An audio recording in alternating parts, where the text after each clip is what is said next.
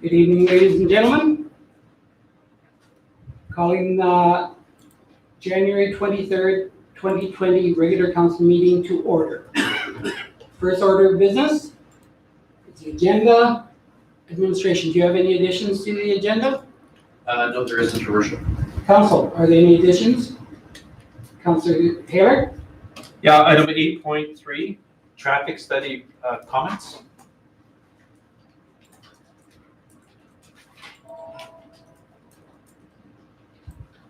Thank you. Any other councilors? Not seeing any. Could I get a motion for approval of the agenda? Deputy Mayor? I'll move adoption of the agenda as amended. Thank you. Discussion, all in favor? Thank you very much. Tonight, we have 3 delegations, and our first delegation is Keisha Daniels.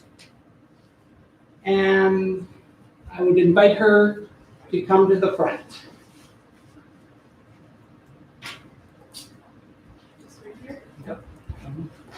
So Keisha, first of all, before you get started, thank you very much. We're very eager to hear your comments, and I'd like to thank you very much for coming. Thanks for having me. So my name is Keisha Daniels, and I'm the co-creator of the Facebook group Blackfalds Against Racism. Let me tell you a little bit about myself. I've lived in Alberta my whole life, last 3 months. I was born in Edmonton, Alberta. I met and married my husband in Red Deer, and we've raised our 4 beautiful biracial children in Blackfalds for 22 years. My mom, Carol, is the daughter of British immigrants. Her father, my grandfather, was a rural southern Alberta farmer. My father, Danny, was born in Regina, Saskatchewan. This is where my grandmother first arrived when she came to Canada after her first husband was killed by a Texas Ranger over a loaf of bread. My father's family are the descendants of American slavery. I'm biracial, of Caucasian and Black heritage, and I'm second-generation Canadian. I've chosen to introduce myself this way because the very simple answer, I'm Canadian from Blackfalds, is absolutely unimaginable to so many people. Mr. Mayor and Blackfalds Council members, take a moment to ask yourself if 95% of the time that you meet someone new, do they need to know or ask the details of your family history? Or are you just good to say I'm from Blackfalds? I'm here before you today to speak out about racism that is faced by myself, my family, and others of visual minority in our community. I would like to briefly explain 3 forms of racism: overt, covert, and systemic. Overt racism is discrimination, prejudice, hostility, or any negative feelings held by someone about a racialized person or group. This would include stereotyping and racial profiling. Covert racism has been pinpointed as one of the most pervasive and powerful ways racialized people experience discrimination. The prevalence and influence of covert racism may be surprising to those who are not a racialized person or group. This form of discrimination is often only brought to light after examination of treatment of the racialized person versus how others were treated. Covert racism is subtle, insidious, and may be purposeful or from ignorance, and may or may not contain overt racial slurs. Some examples from my own life are: where are you from? Where were you born? You are a credit to your race. When a white man or woman clutches their purse or checks their wallet as a Black or Indigenous or person of color passes or approaches. Store staff or management following a Black, Indigenous, or person of color customer around the store. I'm not a racist. I have several Black or Indigenous or person of color friends or family. As a woman, I know what you're going through as a racial minority. Everyone can succeed in society if they work hard enough. Mistaking a Black or Indigenous or person of color for a service worker in a store that you are visiting, saying all lives matter, and saying racism doesn't exist in your town. Systemic racism includes the policing and practices entrenched in established institutions, government, and police, which result in the exclusion and prejudice of racialized persons or groups. Systemic racism manifests in two ways: institutional and structural racism. Institutional racism is racial discrimination derived from individuals carrying out the directives of others who are prejudiced. Structural racism is inequalities rooted in the system-wide operation of established institutions, government, and police, in a society that excludes or prejudices substantial numbers of racialized persons or groups from significant participation in major social institutions. Examples of racism from my life are too numerous to list here. But let me touch on a few from my family and myself have experienced in this town specifically. I've been referred to as a nigger. Perhaps that doesn't faze me as much because I'm used to it. How horrific is that to say? Used to abuse and discrimination. Being told that I don't belong here and to go back to my own country, now that one stings. Why? Because I can guarantee that it has never been an Indigenous Canadian who shouted these words at me. Those angry people forget that their families immigrated to Canada too, and they are probably just as generationally Canadian as I am. This is overt racism in our community. Let me tell you about my children. When we first moved to Blackfalds, we were excited that the school was so close to our home. What a blessing with 4 young children. Not such a blessing.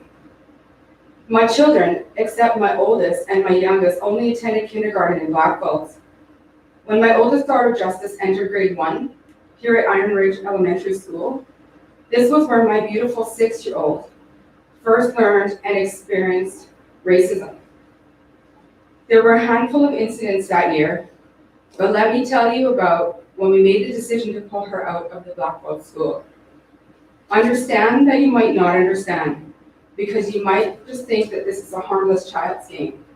It is not harmless when your whole class laughs at you, including the teacher. Imagine being in grade 1.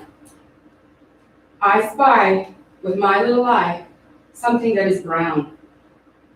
Imagine the excitement as the children start naming off brown items in the classroom. Imagine the confusion as there are no more inanimate brown items to identify. Imagine the teacher asking the child whose turn it was what their brown object was, because no one can guess. Imagine as the student stands up, finger pointing, and yells out, "Justice!"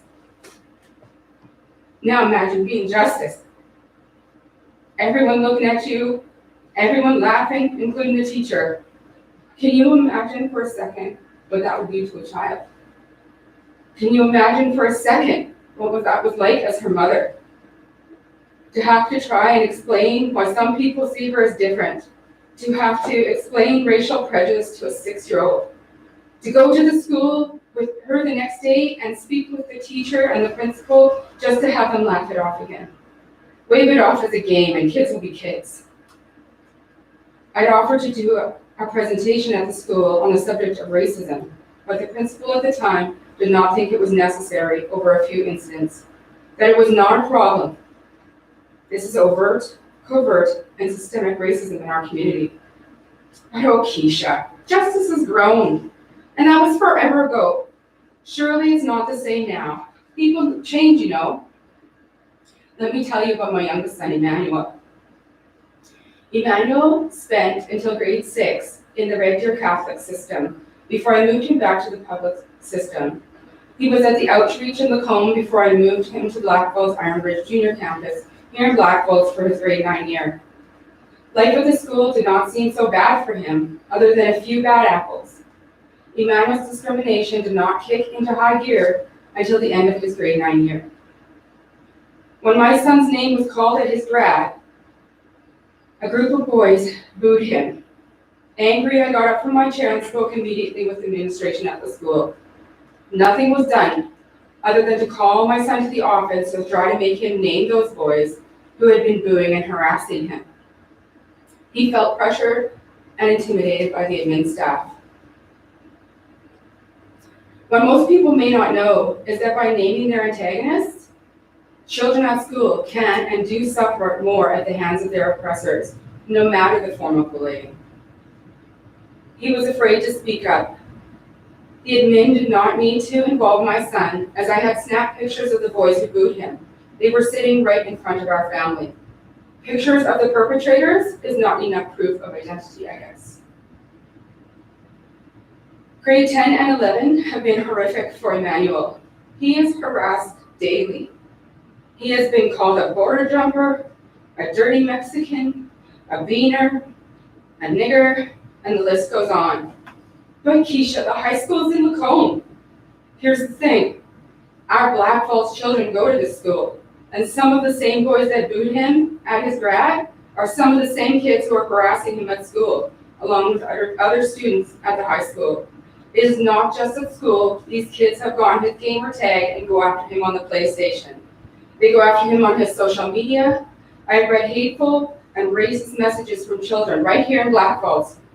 Let me share one with you. I would argue that those who say that Blackfalds doesn't have a problem with racism might be surprised to hear. Emmanuel, do I know you? This kid. No, but your mom does. Emmanuel, oh, I think you're that jerk from social. The other kid, are you going to join the rest of your family and get deported? The remainder of the text contains profanity, vulgarity, and sexual content. But there's no racism in our town. I've spoken with the admin and teachers at Lacombe Composite High School. Nothing was done. I was told by an admin at the school that they are just teachers and can't be expected to be everywhere or to watch out for the well-being of just one child. There was no interest in protecting my son or other visual minorities, only for the perpetrators of the hate. As I stated, nothing was done. Not until my son stood up for himself and walked out of a classroom and out of the school one day. What was done? Emmanuel received an in-school suspension for walking away from a hate-filled situation after continuous racial discrimination and bullying reached a boiling point for him.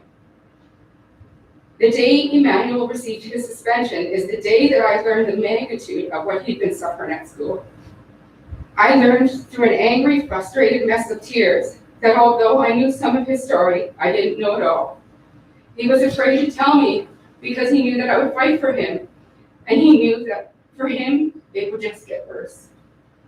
What I learned my son was hiding from me the day he got suspended was the level of hate he faces every single day. My son was forced to study his social studies class in the library because of the barrage of racial slurs and attacks were too much for him, and he was worried he might get into a fight. I asked him, what about your teachers? His response broke my heart. They know. That's why I can study in the library and not get in trouble.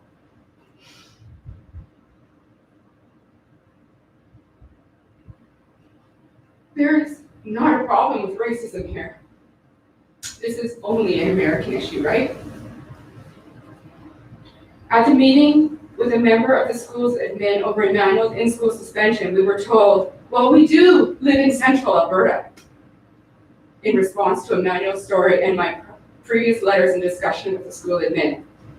This is overt, covert, and systemic racism. In my 4 children's school career, the place they have experienced racism the most in their lives is directly connected to their experiences with people from the town of Blackfalds. I'm not suggesting this is only a Blackfalds problem, because just like me, my children have faced racism their whole lives in many different places, as I'm sure many other visual minority families have. I'm saying that this is a global problem. Children are not born racist, sexist, or anti-LGBTQ2+, or bigots of any kind. This is learned behavior, passed on throughout societal language and rhetoric, our governments and their system, public institutions, schools, music and entertainment, through families and friends. Racism is not always overt. That is why I would argue that ignorance to privilege, ignorance to the fact that racism is an everybody issue, is a problem in our town and across Canada. This ignorance allows overt, covert, and systemic racism to remain as part of our Canadian culture, where we like or are told to believe that Canada is a welcoming, friendly, and safe for everyone. It is what Canadians are known for around the world. We are nice. If that's what we want people to believe about Canada, if that's what we want people to believe about our town, we need to say it loud and proud. Not only in words, but in deeds and actions. This is why my son Caleb and I started the Facebook group Blackfalds Against Racism. We wanted to open a conversation around discrimination in our town, in our country, and the world. We want for people to be willing to listen to peoples of minority without becoming angry, defensive, or offensive. We want people to look at how they might be privileged and the prejudice that they may hold. I would argue that Caleb, myself, and the rest of my family have definitely stirred up the conversation around racism in Blackfalds. There have been some great positive and forward-moving conversations in Blackfalds. The sad part is that there is a lot of less positive or constructive comments from citizens of Blackfalds who are overtly racist, or who don't see or understand that racism and privilege happen in their town and what role they play in it, because it does not directly affect them. They choose not to see it and argue against it. This is exactly why it is so important for Blackfalds to have this peaceful protest in March. Blackfalds Against Racism is holding June 27th at the multiplex. People of visual minority in this town need to know that they are welcome and supported. Our voices need to be heard. People of visual minority need to know that they don't have to be afraid to speak up against the hate and discrimination they are subjected to, because the citizens of this town will stand and speak out with them. We need this peaceful protest to educate people, to show those afraid or too ignorant to change that Blackfalds will not stand for it, that the people of Blackfalds are welcoming and inclusive. Wasn't our previous town slogan that Blackfalds is a nice place to grow? Mr. Mayor and members of Blackfalds Town Council, I implore you to raise your voices, not only with words, but through action. Join our Facebook group, Blackfalds Against Racism, and attend our peaceful protest and march on June 27th. Send the haters, racists, bigots, and the rest of the world a message through officially declaring that racism, sexism, anti-LGBTQ2+, or any other form of bigotry is not welcome or supported in Blackfalds. The time to speak up against racism and bigotry is far past due. People like to say all lives matter. All lives won't matter until all lives matter. Thank you very much for your time. I appreciate the opportunity to speak to you this evening, and I'm excited to see where Blackfalds will grow in acceptance from here.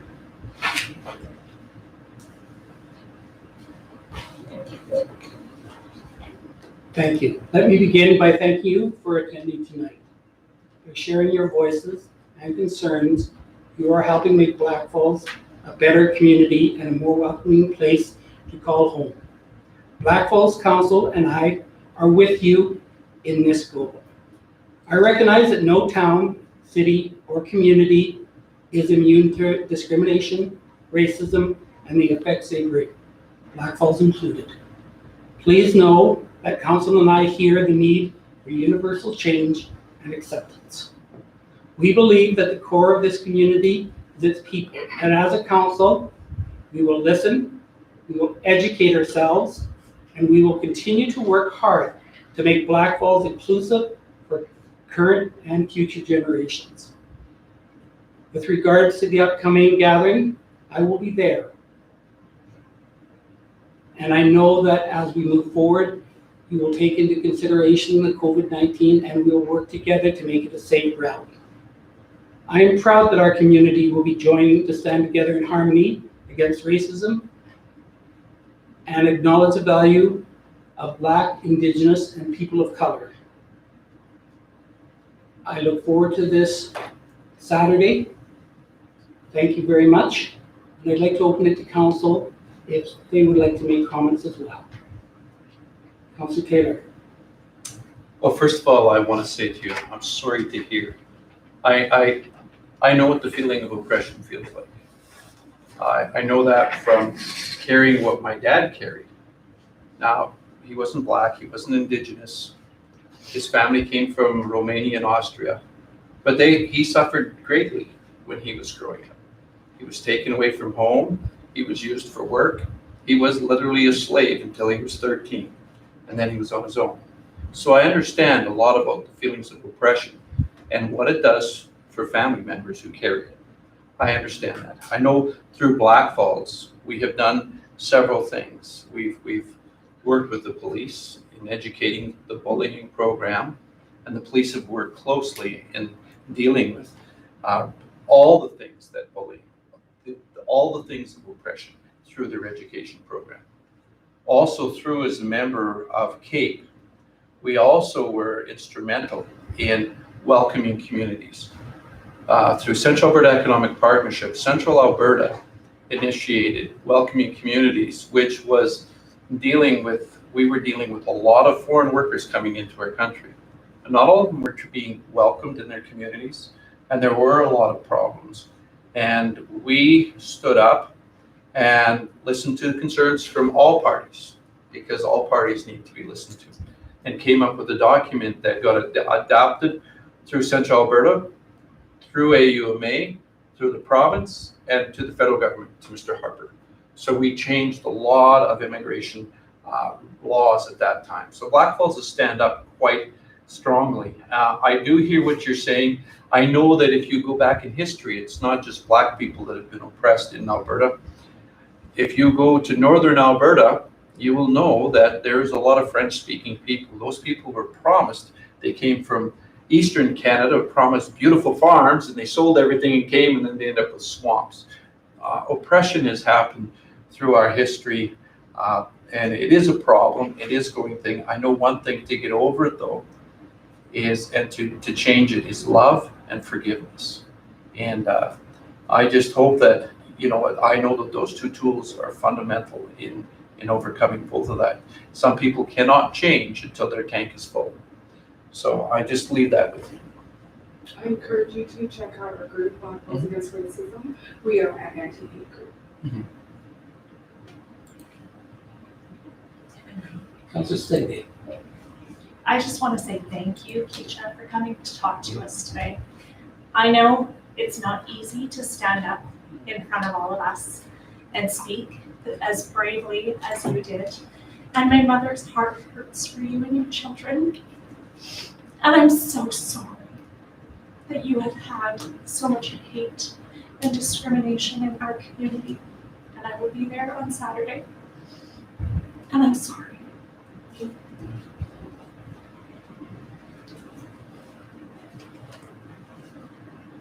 Not seen anyone else. Once again, thank you very much. So I heard you say that we'll be meeting at the multiplex at 1 o'clock. Is there anything that we can do to help the group and to help the rally go forward in a safe and I know what your goal is, and we want to help you as much as possible. So if there's anything we can do, please let us know, and we will work with you and make it happen.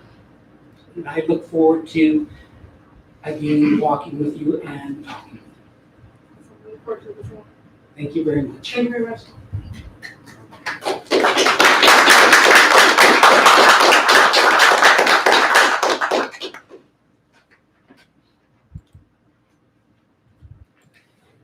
The next delegation is RSM of Canada, and we'll be talking about our financial statements. Thank you, Your Worship, and Mr. members of Stang, council. right? Thanks for having us out tonight. I'm here to present the 2019 audited financial statements and I'll report back to council. Are you able to bring those documents up?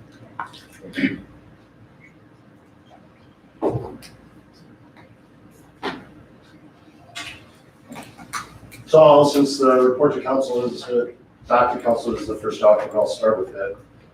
This is to meet our communication requirements back to council and ensure that we've communicated properly throughout the audit.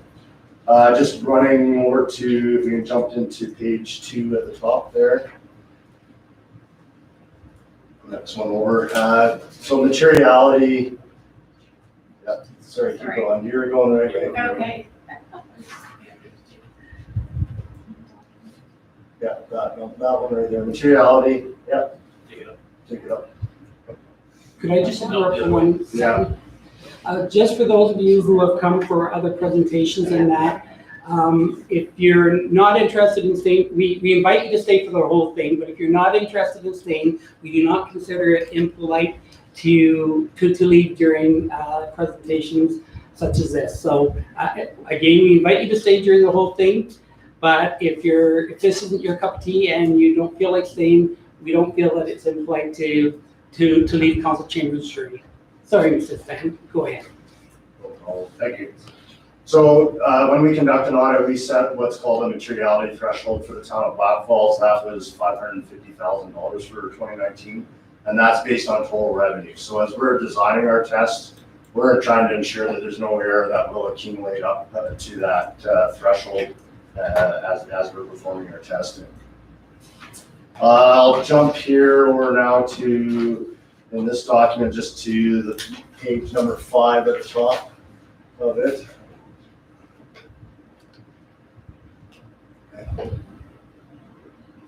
And then I'll run through. The only item I wanted to comment on here is in the significant standard changes in the accounting matters.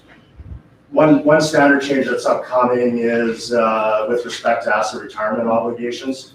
And so in your 2022 year end, there is going to be an expectation that the town has made an estimate of any assets, any costs that might be associated with retiring an asset when it reaches its useful life. And there may be a need to obtain some engineering studies or other cost considerations in putting those estimates together. So you've got a couple of years, but it is something that the town will need to start planning for. I'll just jump to our findings, which are in Appendix D of this document.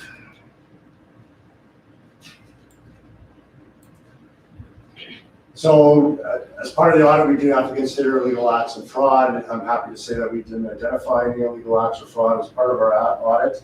We only have one major recommendation, and we'd just like to see some better tracking of the subdivisions and when they are ultimately completed and turned over to this town as a contributed tangible capital asset. We'll see here in a minute, we had a couple that were completed last year that weren't identified at that time, and so we recognized them in these financial statements. But ideally, we'd like to see them recognized in the year the subdivision is completed and turned over to the town. The two other points there around amortization and utility rates are really just about supervision and oversight. So you've got a key individual making those entries or updating the utility rates. We're just asking to make sure that somebody else is double checking that work to make sure it is accurate and correct. Who do you recommend that would be? It probably has to, the utilities depend, you do have somebody that's responsible for that module, so it's just up to the next. I don't know if it was exactly just the one rate got missed this year or what happened. It was caught by management later on. And as far as the amortization entry, it probably has to go up to your corporate services director is the only other person that could oversee it.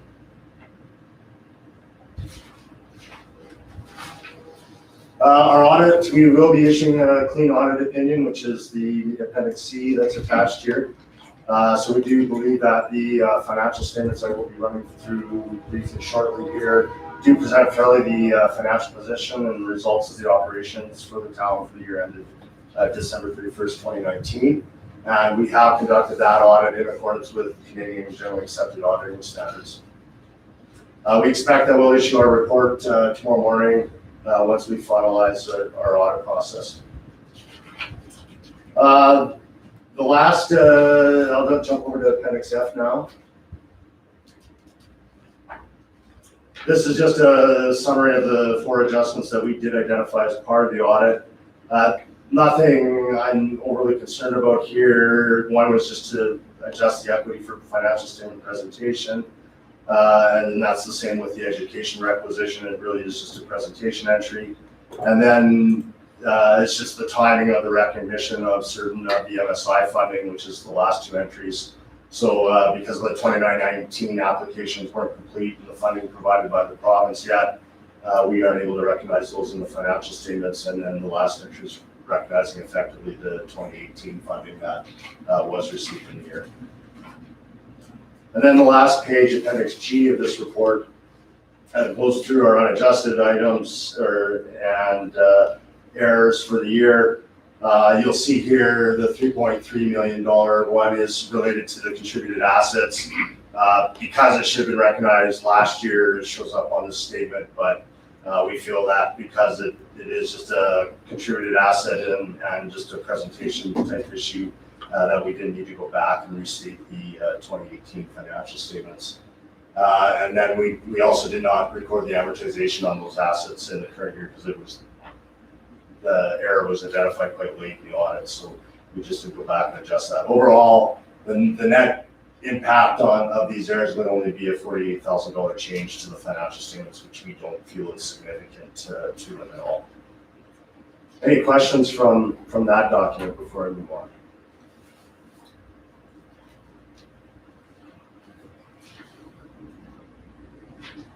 Okay, so I'll move over to the audited financial statements. That's the next one, yep. And the statement of financial position, which will be just past the audit report here. Yeah, right there, thank you. So the town finished 2019 with just over $30 million in assets. No real significant change is in the financial assets. A little bit of swapping between investments and cash. Liabilities were $10 million at December 31st. Again, no real significant changes there. Debt's being repaid and no significant debts. So we finished the year with just over a $20 million net financial assets. So the town is in very good financial health, and that's effectively 1 year of operations for you. In that would be in cash if you push came to shove at the end of the day. On the non-financial asset side, you can see that your tangible capital assets has gone up by about $6 million. And the biggest addition there was your operations facility that you purchased for just over $5 million. And then the Broadway realignment and several other projects make up the rest of that difference. The prepaid expenses jump was just related to acquiring a lot and putting the payment down on that lot in relation to your Broadway realignment. Moving on to the next page, which is your statement of operations for the year. You had revenue was at $24.9 million, up over last year, largely through property tax increases over last year as far as on a revenue line item go. Expenses were also fairly consistent with the prior year at $24 million. So you finished the year with an excess of revenue over expenses of $861,000. And then when we consider the capital items into there, so contributed tangible capital assets and government transfers, you come to an excess of revenue over expenses of just over $8.2 million. Your contributed assets are really the Aspen Lake subdivision and the Panorama 7B phase that were completed. That's making up the bulk of those contributions. And the loss on disposal relates to the transfer of the sewage lagoon lift stations to the Regional Wastewater Commission. So at the end of the year, you finished the year with a total surplus of $176 million, just shy of 177. The next statement just gives you a change in net financial asset position. It basically starts by bringing the excess of revenue for dealing with the capital changes. So you increase your net financial assets by $1.9 million. And again, adding to that healthy ending net financial asset position of $20 million. The next statement is your statement of cash flows. Different presentation in that it just tries to show where the cash came from and how it was utilized during the year. So operations provided just over $5 million in cash. On a net basis, $3.7 million went back into capital assets, and there was $1.8 million invested into GICs and short-term investments. And then financing-wise, the net repayment of $1 million. The loan that was taken out was for the local improvement debenture that was taken out close to the end of the year in December. So finishing the year with a net increase in cash of $2 million. The next financial statement just gives you a breakdown of the kind of the three pools that are available, or that the surplus breaks down into the unrestricted, which is effectively what is available to council. There is no formal plans around it. The restricted pool funds, which are the reserves that council has put a discretionary use on, or surpluses held for future purposes. And then the equity and tangible capital assets. You'll see that the unrestricted side went from 3.3 million down to 2.9 million, a $391,000 decrease. That's just operations and was part of what was planned for the year. The restricted fund went from 23 million to 25 million, a $1.3 million increase. So effectively, you're operating in a positive year last year with a good operating result. From there, you get into more details into the financial statements, so I won't run through all of those pages. Unless there are specific questions from the financial statements, I will conclude my presentation. Thank you. Council, are there any questions?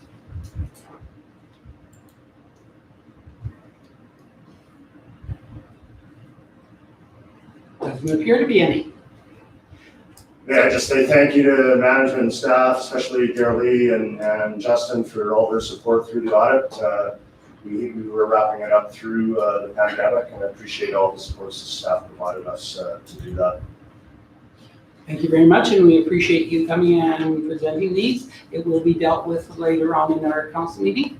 Yep. So thank you very much. Thank you.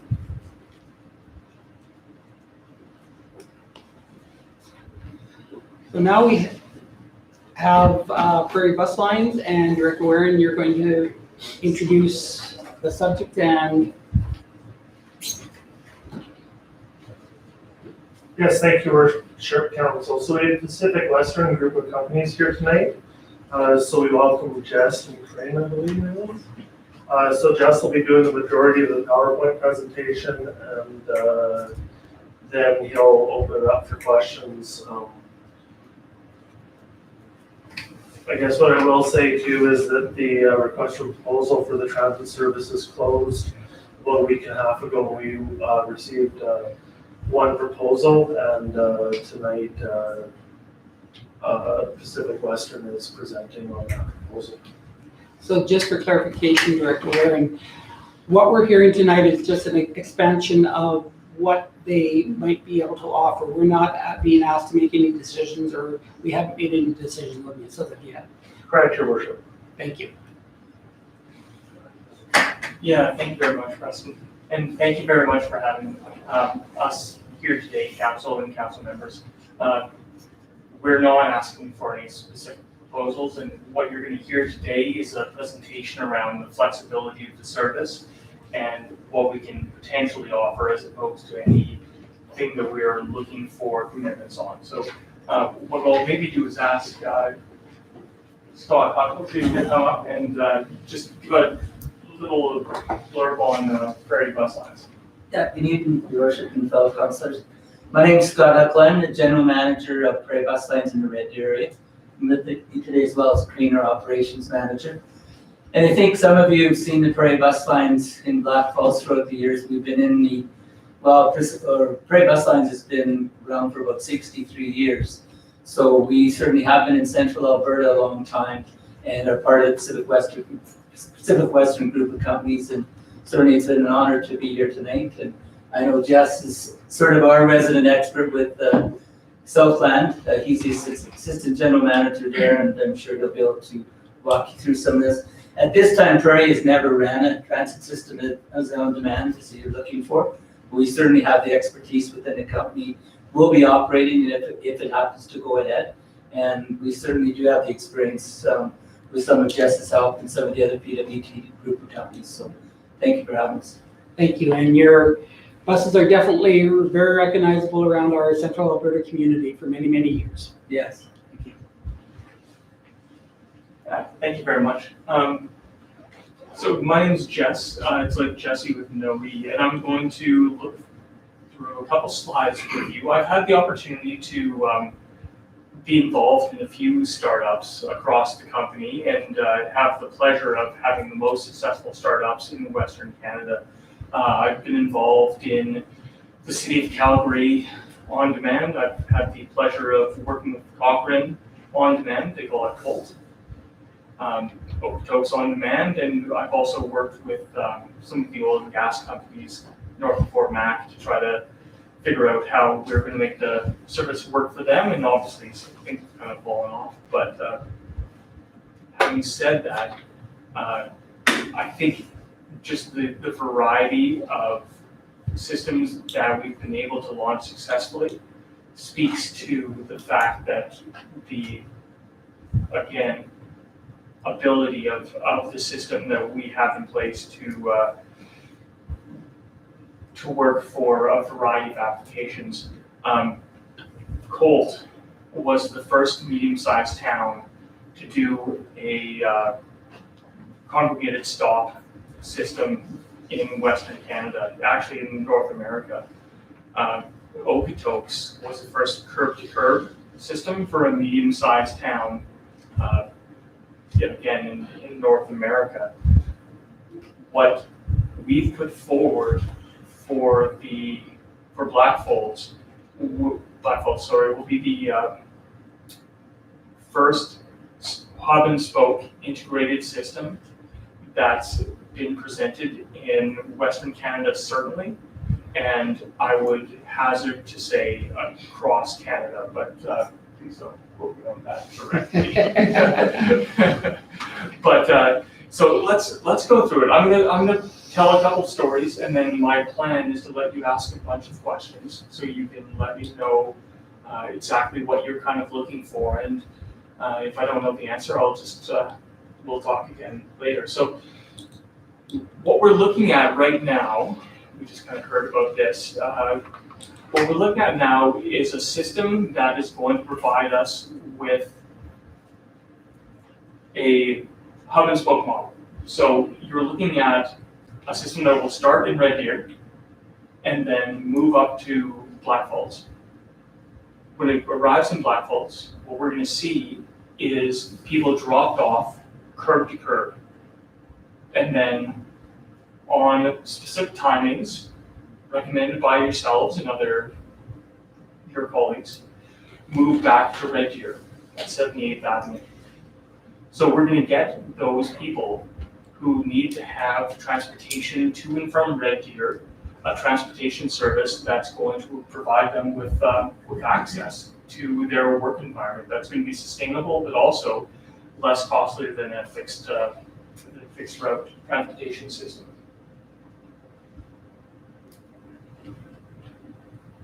How it's going to work. So let me talk about a little bit on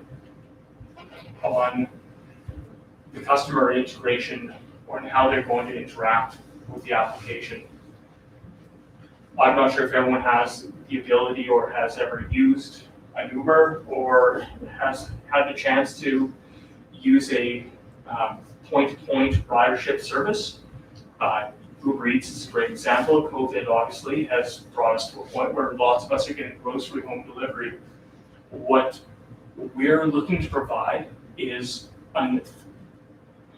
at the risk of oversimplifying, an Uber Eats that allows you to share your ride, or an Uber that allows you to share your ride with people who are going in the same direction. So as a customer, there's a free download through either the iOS, so Apple Store, or your Google Play Store. Once you set up for a user ID, you would be able to put your credit card information through. You will be able to either book through that or, at the council's discretion, potentially have a ticket books sold at whether it's the council or the local grocery store, something like that. Transfers, basically a fully functioning transportation system, likely driven through the app, and then customers will, as easily as anything, request a ride. So you can literally click and say, I'm at a stop and I would like to request a ride, and we'll have the ability to give you the next possible ride from your location. So fixed transit will, at the risk of oversimplifying, have a noon stop, a 12:15 stop, a 12:30 stop, a 12:45 stop, and run in a circle. But what you look at is an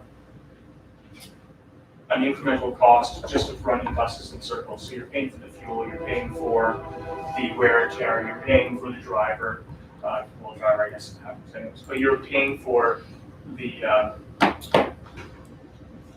vehicle to run in a circle. What we're recommending is a solution that provides less wear and tear and less fuel because it goes and gets you where you want, when you want. On top of that, and you'll see it on the slide, predicting journey times. The algorithm is driven by the same logic that you would find on your phone if you asked Siri to find you a ride or a location. So it's based on the Google search engine. So let's get forward here. It really is as dynamic and easy as Google makes it, except that if you're going from point A to point B, we can guarantee you a ride that's going to pick you up on time and deliver you at a specific time based on the parameters that we all decide to put in. Should we broaden the parameters wide enough? That could mean A through Z to a double A, or A through B and then a C stop. And it looks, you can see it on the slide, very much like your Google app. So, rider experience, again, single sign-on. I'm Jess. I would like to get a ride to council tonight, and I'm 10 blocks away. I'm going to say, can you pick me up at one of the established congregated transit stops? And it'll say, great, Jess, looking forward to having you. If it happens to be a little bit delayed, I'll get a text. If it says that I'm going to be a little bit early, I'll get a text. And otherwise, I just wait to be picked up.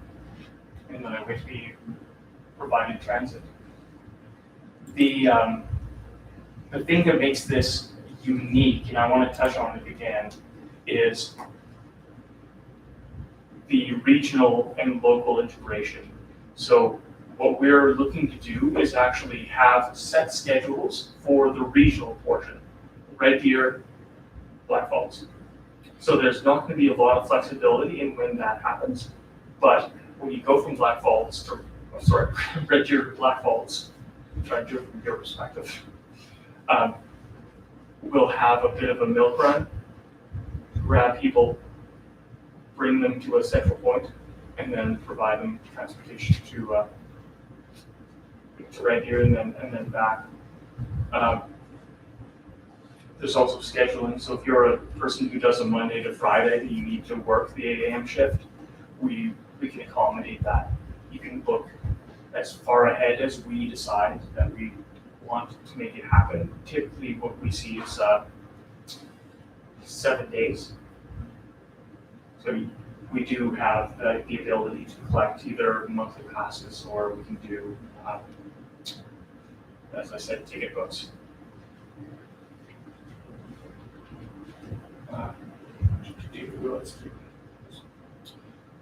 From a driver perspective, again, what we're looking at is powered by Google. So turn-by-turn navigation. And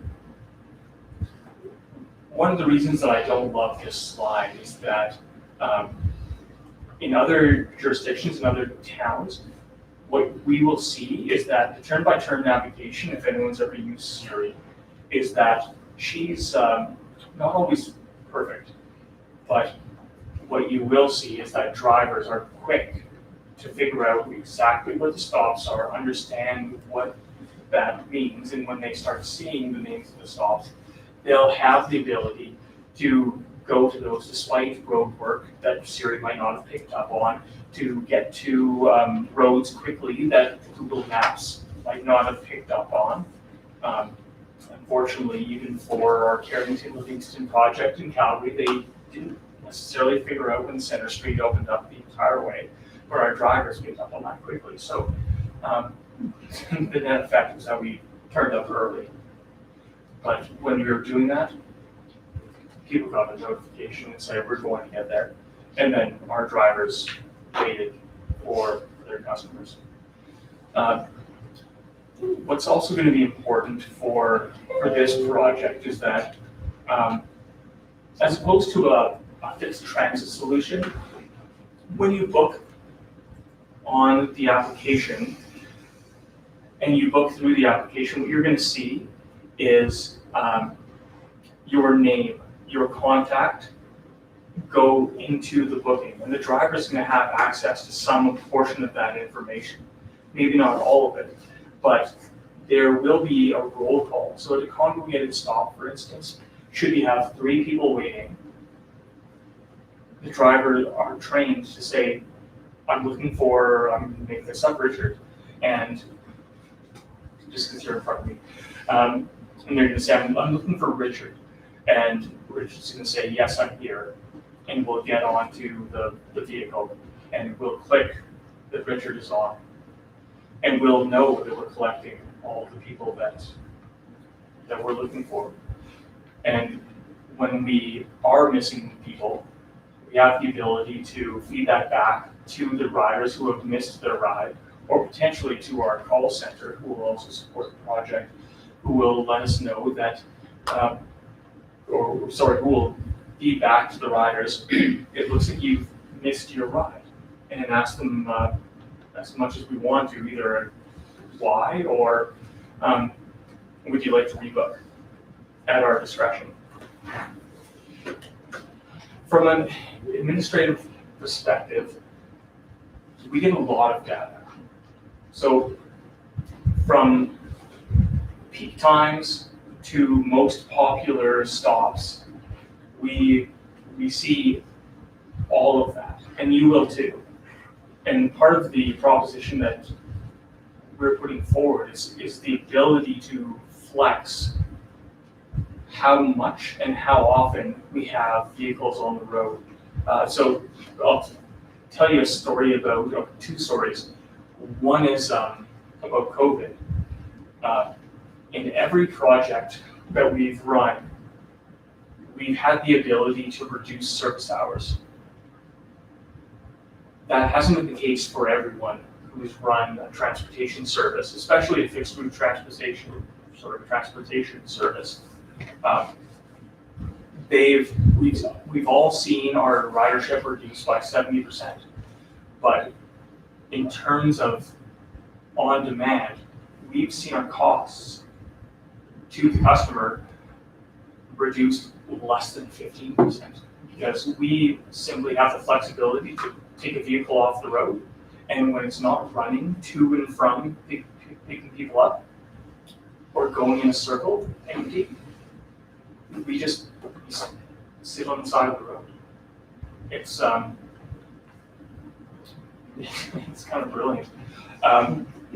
Sorry, I'm an ops guy first and foremost. But in terms of, again, the data, when we see that service is dropping off, we cut buses. When we see that the service is increasing, we add buses. When we see that there is service that we need to increase across peak times, we track that. So we have the ability to put buses in or vans in place when you need them. We're proposing, and I'm sure you all have the RFP, we're proposing that we have 7 back and forths through to Red Deer. That might be too much, that might be too little. We're proposing that there's about 30 minutes to run around Blackfalds to collect people before we go to Red Deer. That might be too much or too little. We're going to explore that together. Until we have the data, we don't necessarily know that that's the right answer. And I'd love to have a crystal ball and tell you that it is. But one of the challenges that we had going in was that, unfortunately, nobody knew that. So my goal 6 months down the road is for Corinne, who's one of the wonderful operators in our organization, is to be able to pull through the data and work with whomever you assign to make that happen. I understand it's probably pressed. So here's where I want to open up the discussion. I know I've talked pretty high level about it, and I'd just like to have your feedback. What questions do you have for me that I can put forward? Or can I answer for you? Councillor Taylor? Yes, so I have a couple questions. One of the questions is with transit is being able to expand it. We have a good relationship with the county, and if they were to put in a bid or there was a proposal out for a company to come, would they be able to include in the proposal the expansion of our transit to meet workers being able to go there? Because there's a lot of proposals that require a transit, so let's say a company hiring 400 or 500 people, that might be a criteria that they would have to meet. Would it be expandable? Who owns the buses and other revenue streams? Is there other bookings that we can do, in off hours, like if there was events and things? Yes, yes, and yes. So in one of the things that has happened in Concord is they've made a deal with a marketing team to have advertisement on the back of the buses and also within the buses, which is totally separate from what we've done. The reason they were able to do that is because they own the vehicles, they lease them to us. So they're their vehicles, we insure them, we repair them, we pay for fuels, and but they are their units. In terms of expansion, that's a matter of how many seats we have. So that's up to you. I don't want to speak for my colleagues, but at the same time, I love the idea of this going so well that we need to add a vehicle. Sorry, does that kind of answer your question? No, it does, thank you. I guess just further to that, if I may, Your Worship. Yeah, so we did talk to the bus company about actually having the ability to either, purchase another unit and have them run that, or for a temporary measure, utilize one of their other units. I know they have a fleet of over 200, either for, some larger type of charters, or if we just wanted to look at piloting a different type of route, like you say, until the Coleman back or whatnot, or Ellsworth Farm or something like that. We can look at a single rate for that, or bring online a specific piece of equipment for that. Yeah, that's a good point, Preston. One of my thoughts was, probably digging too deep into this now, is that we could potentially look at the ability to either bring on a vehicle from our Oak partners who are off of lease, but or look at a Ford Transit system, which is a 14-passenger, but it really will depend on passenger capacity, and again, I don't have the crystal ball. Are there any other questions? Councillor Hoover? Yeah, I really appreciate the concept of flexibility and adapting as time goes by. So thank you for that. In terms of I'm just trying to get a concept of how this pickup's gonna work. It's like a ride share, we're focusing on pickup times more so than drop-off times, I would assume, because if you're gearing, or if you're giving someone an idea where you're gonna pick them up, you don't necessarily know how many people are gonna be added onto that route on the way, so you're really more focused, or is there some amount or some degree of accuracy? And then just give me a sense of how far in advance minimum somebody would need to book this in order to get on. Yeah, great question. The idea is you set the parameters first. So if you say that we're going to guarantee pickup and we're going to guarantee drop off, so those windows we're going to set. If you say, for instance, that I'm going to pick you up and get you to easy math, 10 blocks away by a certain time, then we're going to do that. If your neighbor, your neighbor's neighbor, and your neighbor's neighbor's neighbor all decide to book, at some point, if you don't add enough flexibility, one of those people is going to have their ride bumped because we promised you that you were going to get picked up and dropped off at a certain time. So that's where the data really comes into play. It's at that point we have some preemptive measures and metrics that we look at to say, hey, listen, we're looking at ride searches that have failed because somebody wanted a lift, but it was your neighbor's neighbor's neighbor, and we've got Mr. Hoover, who we promised was going to get a lift. So we get to determine that together. Does that make sense? Yeah, well, I mean, obviously this is something that's gonna change over time. I mean, I don't know what, I just wanna make sure that we're able to deliver on the promises that we're making people if they're expecting. You know, and I think obviously the bigger vehicle that we get, the more degree of flexibility we need to ask people to have, I suppose. Absolutely, sorry, question. And I guess further to that, Councilor Hoover, if I may, Chair, the window that we're able to offer those residents are going to be based off of the number of people in that one stop location, and then also if we've got one bus and it's out, or one van and it's out doing a drop off, it's going to finish that drop off before it goes and picks you up, right? In this situation, so the more pieces of fleet equipment that we have, the more we can, narrow that window down. Oh, I agree. And so that's where we were talking about, like, we know that we're going to have less local service and more commuter service. That's where we thought we'd try to highlight those commuter drop-offs and kind of make that a priority and a focus. So what you'd probably see is the bus coming in from Red Deer up to Blackfalds in the morning, first thing, do a loop on either side of town, pick everybody up, and then essentially drive south to Red Deer. And that would happen maybe 2 times in the morning, and then when they weren't doing that run, called it the milk run or whatever, then they would be picking up people locally.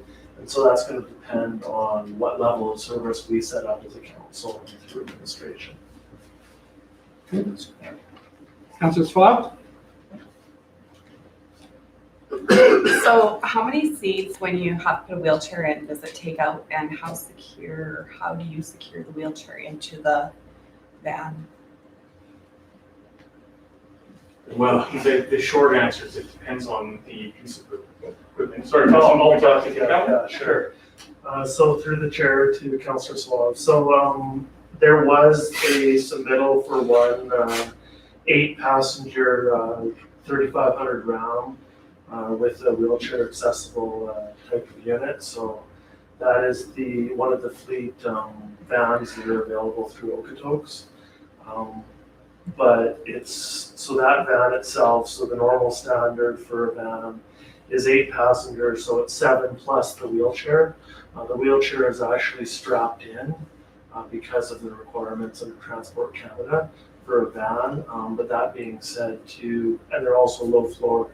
That being said too, if we wanted to pick up 2 wheelchair people from the same location or in the same time slot, we would need a second vehicle for that. So To answer your question, roundabout way, it would be 7 plus the wheelchair. Okay. And are bikes able to get on the bus? So I know that in the past, you can have a bike rack that's either on the front or the back, but that would again require an additional capital purchase. The application does have the ability to differentiate between cargo passengers without mobility aids, passengers with mobility aids. So we can set all that up. You can execute, like I've never heard of a mobility Cobra, but if you should need one, that we can make that happen. Councillor Stenbeck? So we have a lot of parents in our community. How would you address them traveling with their children safely? Because I know a large bus that generally is for transportation does not require car seats, but if we were to go with a smaller van, I believe that Transportation Canada requires us to have appropriate car seats for every child under the age of 12 if they're not over a certain weight. Would we be requiring parents to bring their own, or would we be supplying? I can certainly make a recommendation on that. Mr. Huckle is a member of a number of committees who inform the province on exactly that type of issue. But it really would be up to us, and I could speak to some specifics on how we. Sorry. Yeah, my others. Sorry, I'm eating live. But we absolutely, there's, as long as we can, within whatever vehicle that we choose collectively, as long as we can make sure that safety mechanism doesn't become a projectile, we could have 1, 2, 3 on the vehicle, and we have the ability within our organization. We are a school busing company as much as anything. We have the ability to have our operators trained on constraints. We run a school, we're in a class 2 training school, so that's not, I don't think, a real concern for us. We just need to figure out together what the constraints might be, and we have to look at what the demand is for young families, and we could obviously make sure that we find the right mix. Does that get your question? Yes, yeah, pretty much. Yeah, so the big difference is through Transport Canada, Councillor Sunday, is that a full-size bus in the traditional sense does not require the booster seats. So your child can sit beside you in a normal seat, whereas the van option or other type, non-bus type units require you to have that booster seat. But I know in Okotoks they have 3 of the vans that Councillor Swab alluded to, and they all have 3 booster seats available there that just strap behind the driver. So. That's good. So if I may, not every child is in a booster seat. There are 5-point harnesses as well for the younger kids, usually 6 and under. So, and we do have a very young demographic here. If a mother or father was traveling with their 3 children, all under the age of, let's say, 12, 1 needs a booster seat and 2 need 5-point harnesses. Would they be able to use a 5-point harness? Would we have one for them, or would we be sending them a message saying you need to bring your own? So I'll answer that, Councillor. So yeah, we would echo a similar type model as Okotoks. So we would provide 3 booster seats. But yes, if they were 5-point harnesses, I know a lot of parents walk around with their 5-point harnesses and whatnot. And the beauty of this system is the driver knows that he's coming to pick up a parent in 3 5-point harnesses. So he's going to be a little bit more, like the booking system can adjust for that. Perfect. Give that extra 3 or 4 minutes to deal with that sort of option. But no, we would not provide the 5-point harnesses. Okay. Yeah, I have a 17-month-old at home, and all of my drivers are good at putting into the season. You may say probably better than I am. But I see where your concern is coming from. Thank you for the question. Does anyone else on council have any questions? I'm not seeing any. I'd like to thank you very much for your presentation.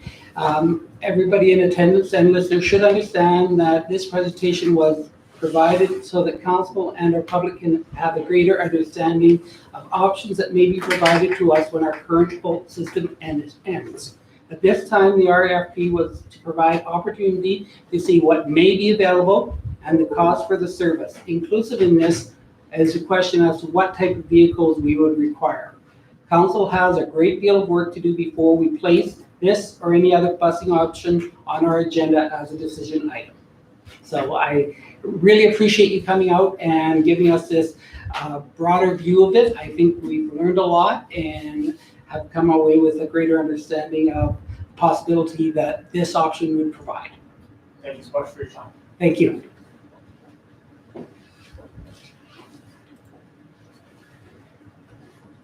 Moving along.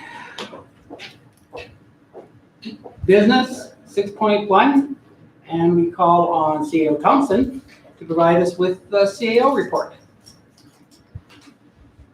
Thank you, Worship.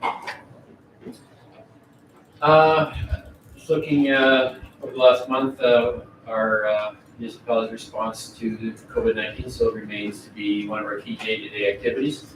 Our staff remain diligent in ensuring that our health and safety for our employees and the public are maintained. I've had continued involvement in the new high school design concept work with the architects in the province. And recently we provided council with some concept renderings that have been submitted to the province.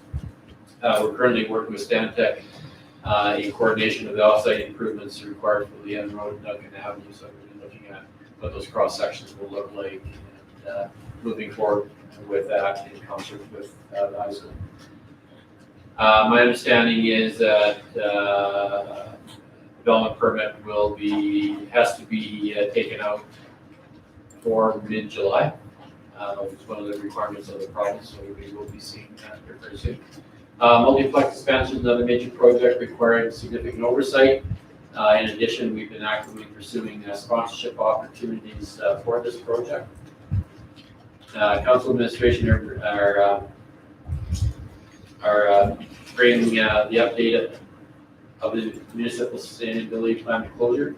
We did have a review of the draft last week at the Senate committee, and comments and directives have been assembled forward to consultants to incorporate into the document prior to bringing back for review of council.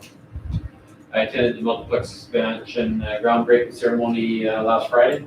It was a great event, well attended, and a good start to the exciting project. A big thank you to staff responsible for the planning and staging of the event. The fact that we had good weather was also a help. Summer Park staff started on June 1st. Orientation has been provided to them, as well as training on occupational health and safety rights and responsibilities and town policies. COVID-19 related work procedures and dealing with sharps. Over the past 3 weeks, efforts have been made to catch up on turf maintenance, which was lagging because of COVID. And it is my understanding that as of last Friday, we've caught up with that work. With the provincial relaunch, we've been able to open up additional facilities. The Spray Park opened on the 19th of June as well, and it's super busy the past few days, especially today with the warm weather. The Abbey Center is now open for fitness and use of the gymnasium for drop-in. Over the past week, we can only have 100 patrons in each time, and we're rotating 100 people every 2 hours and cleaning in between. That pool will open up on the 26th of June, and hopefully everything runs smoothly with that as well. Just a reminder that services are provided to membership guests and to local Blackfalds and county residents. Blakefield Park's been open for over 2 weeks now. The use has been extremely high. They'll include the playground will be open on the 26th of June, Friday. Good work on the park staff, by park staff and variety to get the playground open for the summer so the community and surrounding area can enjoy it. Slow pitch will start on the 29th of June. Players are super excited. AHS rules come into effect as we have to set up a cohort of 4 teams in each division. that play one another until we get to phase 3. So the league will run from July to September. Corporate services have been busy with the audit process over the last while. Infrastructure and property services continue to work on the East Area Stormwater Project, the new RV dump location, and on the transit service. Public Works has completed the sweeping program for the spring. Also, the grading and graveling of alleys is underway as is crack sealing and pothole patching work. Our online web map has been distributed to managers and directors. A training session scheduled for this week. We had an evaluation of ESS survey feedback and on drafting up the participation summary report on that. Finalizing the asset management charter for council, to bring back for council information, and developing the asset management condition assessment criteria for our various town assets. Also conducting a land use bylaw review for environmental initiatives, and we also had the community participate in International Compost Awareness Week, May 3rd to 9th. We had an increase in grain barrel and composter sales through public awareness campaign. Emergency management, we have reduced the emergency management coordination meetings to every 2 weeks as we move into stage 2 of the relaunch. Manager Morrison has continued to meet virtually with LREP, DAMS, and the regional ECZ remains open with plans for the group to work together developing further emergency procedures regionally, as well as managing PPE acquisition as a group, which will assist some of the smaller communities. As of June 17th, the fire service is back to regular training nights. Considerable training has been ongoing, utilizing the former Public Works facility. Municipal enforcement officers have increased enforcement of traffic regulations. They've also been spending more time at the skate parks and bike skills park, talking with the youth, ensuring that they are aware of the need to follow public health guidelines. With economic development, we have the ongoing leadership of the community branding project, onboarding the Wady Center summer employee, Sherry Penner, assisting business with their reopening strategies and promotions and coordinating support local and window initiative. Last but not least, human resources have been busy with recalls of staff, collection of offer letters, driver abstracts, criminal record checks, protocol sector checks, and child intervention checks, plus all training certifications for everyone returning or coming on for the season. Also, there's been an orientation for recalled staff, 11 park laborers, 2 public works laborers, 27 aquatics day camp leaders. Recruitment and other staffing processes as well has been ongoing, and updating of our human resource policies. And that's my report, Worship. Thank you. Councilor Taylor. Then just a question on the multiplex. I know I got 2 comments.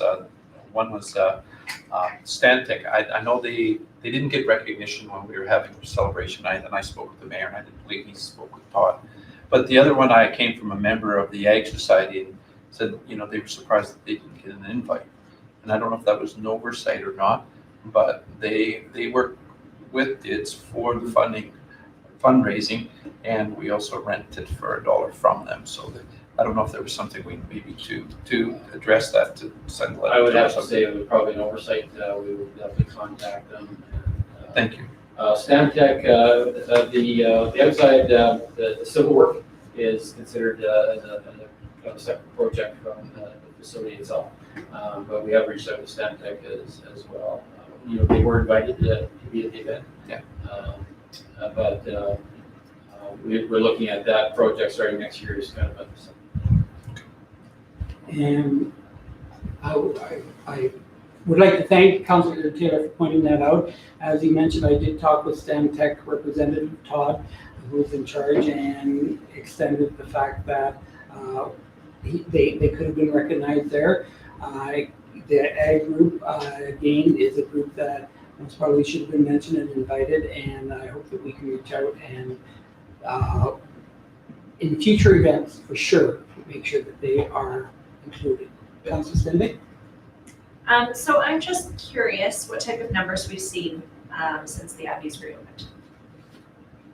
I don't know if we have those numbers yet, but we can definitely source them and provide them to the council maybe at week's end. Perfect, I would appreciate it, thank you. Councilor Spot? Can you also add the Friends of the Library Board as well? Because that's the fundraising group for the library that was invited. Yep. Any other comments, questions regarding the report? If not, I'll look for a mover to accept the information. Councilor Spot? I'll move to accept the CAO report as information. Debate, all in favor? Carried unanimously. Next item is our audited financial statements. We had our delegation earlier, and now we invite Director Bresser to walk us through it. Thank you, Your Worship and Council. Before you do have the 2019 audited financial statements. As you've heard from RSM, this is a clean audit and administration. I'd like to thank both the RSM team as well as the finance team for completing the audit this year. This year was particularly different with the COVID-19 precautions that were in place, and the teams did very well working remotely. And just want to give a shout out to the finance manager and all myself as well as RSM. Administration's been working on improving the audit process. As you heard, some of the recommendations that RSM have made, we will be taking them on board. One good thing I'd like to just mention, the improvements will include utilising the UTIS position. This position will help with the contributed assets. As soon as the FAC gets turned over, the final completion certificate of a subdivision, we will start the process straight away to get those contributed assets on our books. It's not uncommon, my experience, that definitely keep the TCA or the contributed assets for the last minute kind of thinking, but we'll definitely bring them to the forefront for future years. Also, we'll be streamlining our working papers inside of our caseware file. That's the program that the auditors use as well. So providing the auditors with better information will help streamline the process. I'd just like to reiterate that all necessary financial information will be sent to the province before October 1st deadline. In previous years, definitely was the May 1st deadline, but this year with the COVID-19 extension to October 1st. Finance is now working on the follow-up memo to this with the financial implications, and this will be presented at a later meeting. In order to complete the audit, a resolution from council is needed to accept the 2019 financial statements. So administration's recommendation is that council move to approve the 2019 consolidated financial statements as presented. And with that, I'll open it up for any questions. Council, do you have any questions? Go ahead, Councilor Taylor. Just the retiring of assets, I think that was the one thing that brought up, we'd have to deal with that in 2021, so it'd be a next year project. And I guess, do we have many things retiring? Well, Probably vehicles and things? General things that would kind of indicate a retirement obligation would be solid waste, solid waste stuff, when there's an obligation to reclaim the land or the lagoons, with the turn them over to the regional system. Just anything that will come to an end of life, and there's almost an environmental liability there that we need to account for. Like if we had open pits that we take gravel from, there'll be an obligation to kind of retire that asset, or once it's completed, to bring it back to the former use, basically. In just going through my head at the moment, I don't think there will be any, but we'll definitely do a full review before that deadline. Any other questions from council? I have a couple of points that I need clarification on. First of all, on misstatements and adjustments, under uncorrected misstatements on page 10 of our presentation on the screen, uncorrected misstatements, it says that they are required to ask for these to be corrected. Will these be done as suggested or not? uncorrected misstatements. Yes, thank you for that question, Your Honor.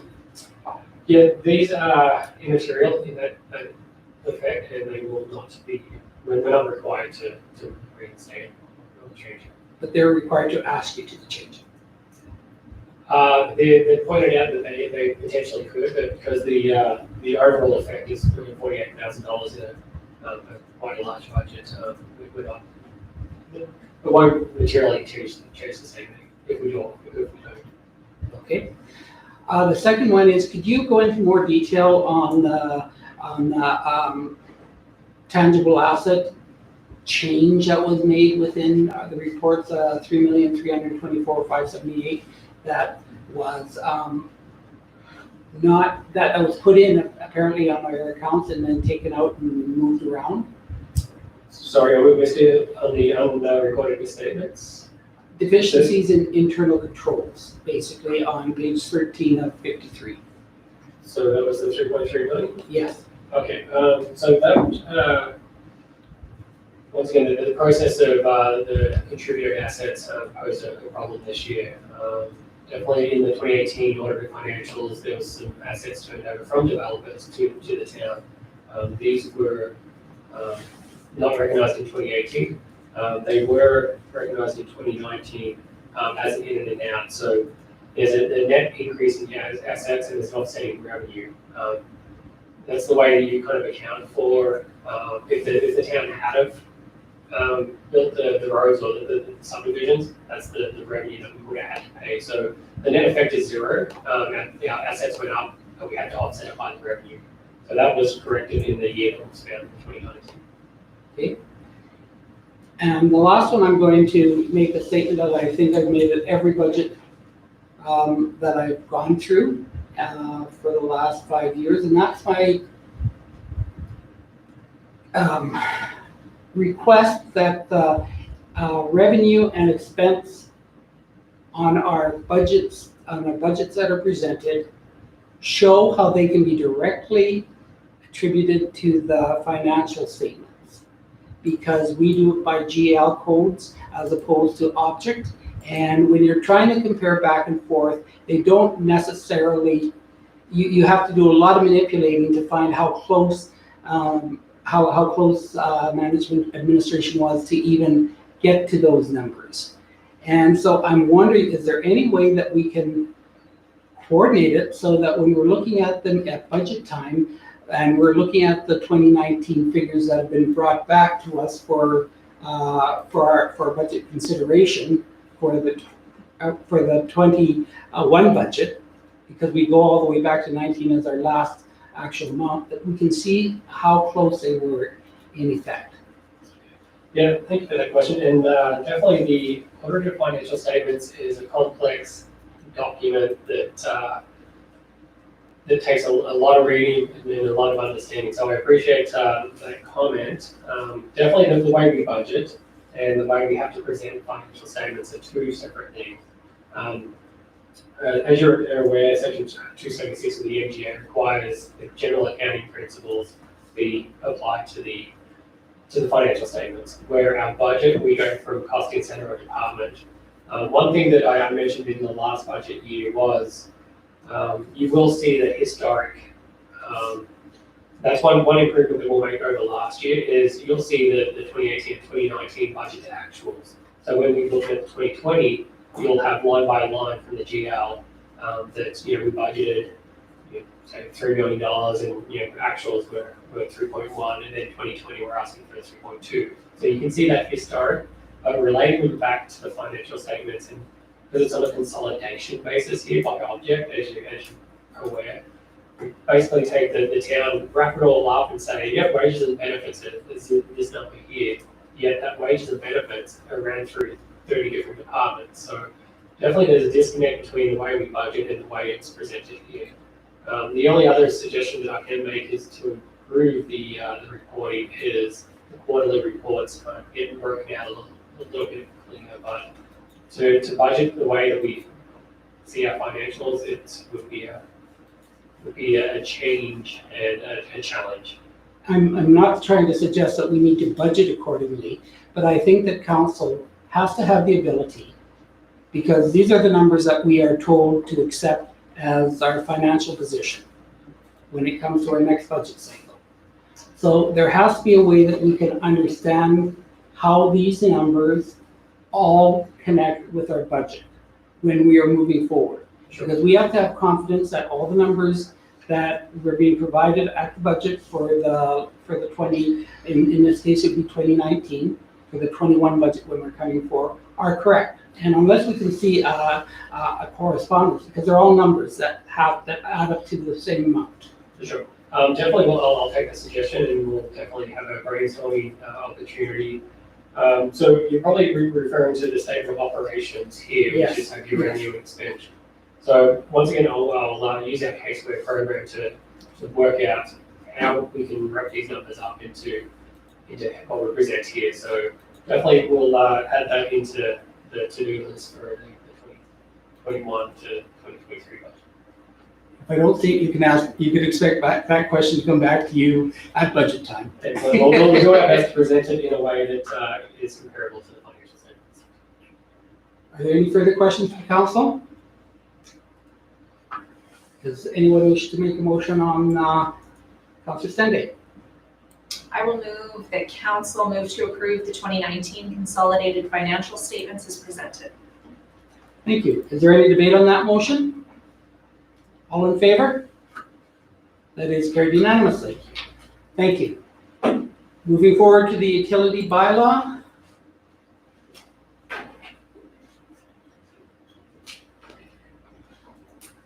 Thank you. Good evening, Your Worship and Council. Since last week when we presented on the utility bylaw, administration has been reviewing this internally and has worked with the North Red Deer Region Wastewater Services Commission to finalize the details related to overstrength and toxic material limits and responsibilities for testing and controlling our wastewater under this agreement. With the regional agreements now in place, administration is able to have this bylaw come before council for consideration of the second reading. It should be noted that this bylaw was recently updated from the previous first reading version to include legal verbiage and several section revisions and reorganizations. We also inadvertently missed the dental amalgam separator requirement, contaminant control sections, and minor revisions to Schedule D under the wastewater. The new utility bylaw, as noted in the first reading of the bylaw, will require private landowners that were previously on private services to connect to our utility infrastructure within the roadway within a year's time of that roadway services being made available. Previously, the town was only able to require private landowners to connect once major redevelopment had occurred. This bylaw helps protect the environment as it relates to water and sewer systems. And also limits our liability for the commission regarding the city of Red Deer's bylaws on restricted materials in the wastewater system. The bylaw is before you for second reading tonight with the grammatical and section reference edits above as per the attached, with no changes undertaken to any part of the schedules. If the second reading is passed tonight, the bylaw will have the final legal review before it comes back to council for third and final reading at a later date. I guess I'll open it up for questions. Thank you. We did have the opportunity to review this at our standing committee meeting, and a lot of the questions were asked at that point. Are there any new questions or questions that want to be reiterated? Not seen any. Thank you, Manager Stefano, for that presentation. And is someone on council prepared to make a motion?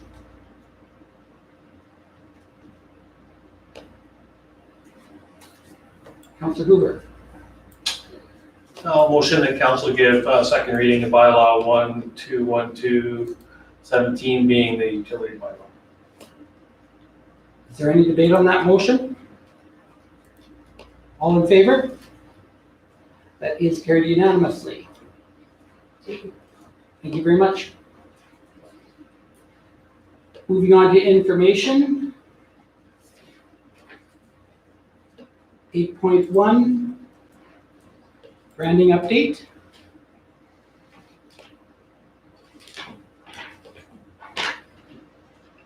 Are there any questions or comments?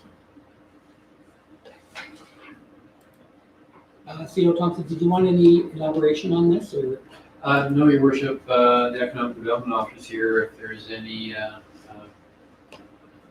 questions or comments or any additional information she can share. Okay, Councillor Sende? So I have the same question that I have every time. Is it possible for council to get an actual list of all of the comments that were made? CEO Thompson, Yes, do you we want to can, respond to that? Get that, Your Worship. Thank you. No other questions? Moving on to the SCSS meeting minutes.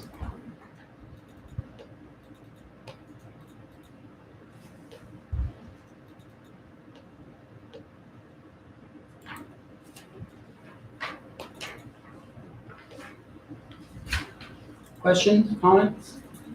And 8.3, Councillor Taylor, you wanted to bring forward an item? Yeah, earlier you had passed out the traffic study that was done for Highway 2. And I just was going through it and I come across a few things that disturbed me and I think would require a response. So I don't expect us to deal with it in this meeting, but forward, I will send those comments to council and to administration. Looking forward to be perhaps drafting a letter to the ministry in regards to, for example, I think on page 31 that talked about the growth and how Highway 2 accommodates Sylvan Lake, Red Deer, and Lacombe. And on the same section, they're talking about growth. We have the biggest growth pressure, and we're totally ignored in that section. So there's some I would say significant oversight, especially when they're talking about the function of a road that, you know, in the next 10 years is going to have just between Blackfalds and Lacombe over 20,000 people, over probably closer to 40,000 people. You know, so it's significant. I think if they're doing a planning document like that, I think there's some oversights there that we could probably address.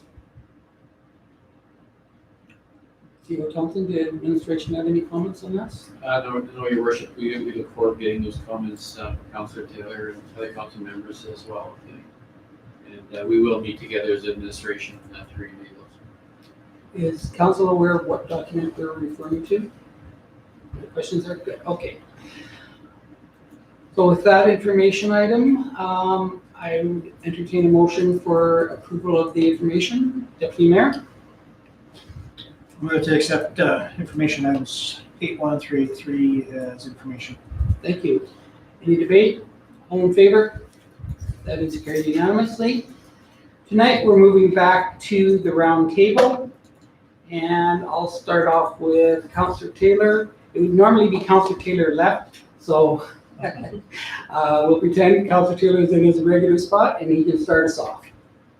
Well, it was nice to get back into actually having meetings, council meeting, rec board meeting. We had an MPC meeting, another council meeting, MPC meeting, and standing committee. But coming for June, it looks like we're next month. It's going to be some board meetings that we missed over the COVID, and that's going to be nice to. I attended the Lacombe Foundation meeting, and that was exactly the comment around the table. It was like the first time some people have actually had a sit-down meeting since this all began. So it's nice to see that we're actually getting back into the swing of things again. Thank you. Councillor Schwab? So, the library board meeting that we had on June 2nd, we have one coming up tomorrow, and then we'll be discussing when we're gonna open the library to the public, which should hopefully be next week. So if you wanna be a part of the Facebook group for the Blackfalds Library, then you can watch what's gonna be happening and how our social distancing and our planning are for the library board. Everything else I've done with council, so I just feel library board needs to be mentioned. Also, our economic and development, which was done at the beginning of May, I do want to recommend that people get out there and start filling out their bingo cards and submit them to Jennifer Hartag, who is our economic and development officer.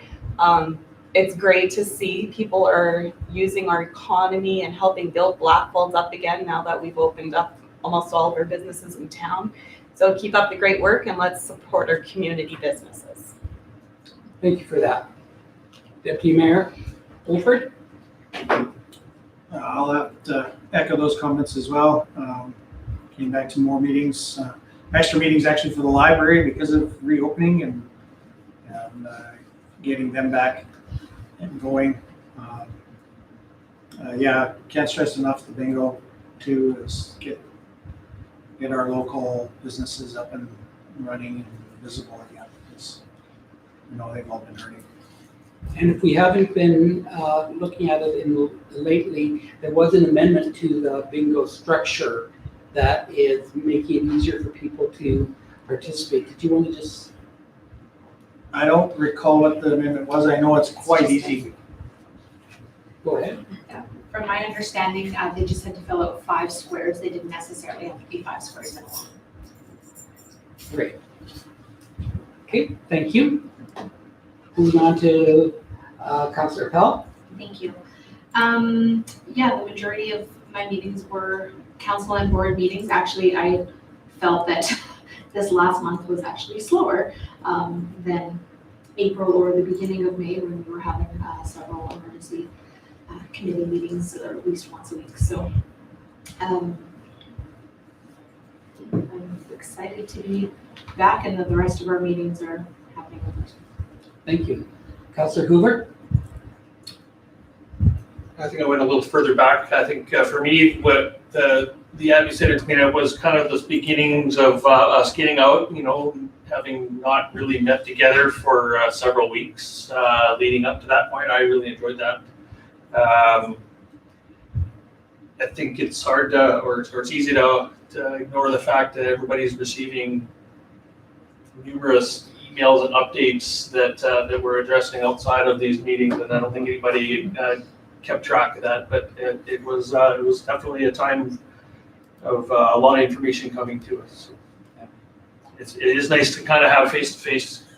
We can boil it down to a little better conversations. Thank you. Councillor Stenday? I can echo the sentiment. It's nice to be back in meetings. It was an interesting family and community support services meeting. We got to hear about how the food bank has been doing, and I want to recognize the fact that they were one of the only food banks in central Alberta who applied and received a fantastic grant, I believe from the provincial government for $20,000, which was a huge help. And I'd like to acknowledge as well all of the volunteers from our community who stepped up in such a huge way to help out our food bank and our lunchbox program. We honestly could not do it without our residents. Thank you. For myself, there's been a lot of conference calling and information sharing through the conference. I'd like to recognize Minister Madu for his work at trying to provide information regarding the opening and how things are going to open. In addition, there were conference calls through the Economic Development Minister Fair, libraries, on also on, there we go, on gyms and sports arenas and on theaters. They provided 4 conference calls during that week in order to provide information regarding those. I attended our regular Red Deer River Municipal Users Group meeting through Zoom on the 21st, and that was an all-day meeting. Of course, we had our regular council meeting. There have been a number of webinar presentation podcasts through the municipal world that have been very useful in trying to navigate the way things are opening up. And also our regular standing committee meeting, and I failed to put in there our MSP meeting as well. So that was my month, and it's been actually quite busy. There's been a lot of things happening. Does anybody else wish to add anything to their information? If not, I'd look for a motion to accept the reports as information. Councillor Appel? So moved. Debate on the motion? All in favor? That is carried unanimously. Moving on to the May 26th regular council meeting.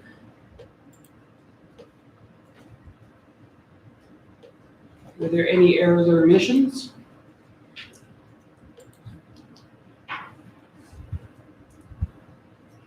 Go ahead, Councilor Pell. Sorry, you mean Tuesday the 9th? Right? Our last Thursday? Yeah. Our last, Okay, I just had more of a Thank you for that. question. In regards to business item, I'm not sure which it was, resolution 165/20.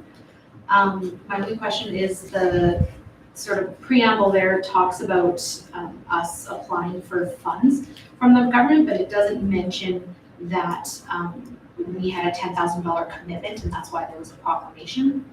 So I was just wondering if that could be included in the description of that item.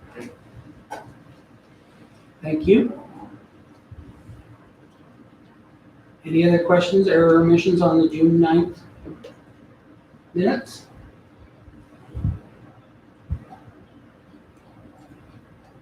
Seen any? Could I get a motion to accept? Go ahead, Councilor Pell. Yeah, I would move to accept as amended. Debate on that motion? All in favor? And that is carried unanimously. We have no notices of motion. Does anyone on council have anything for the good of the council?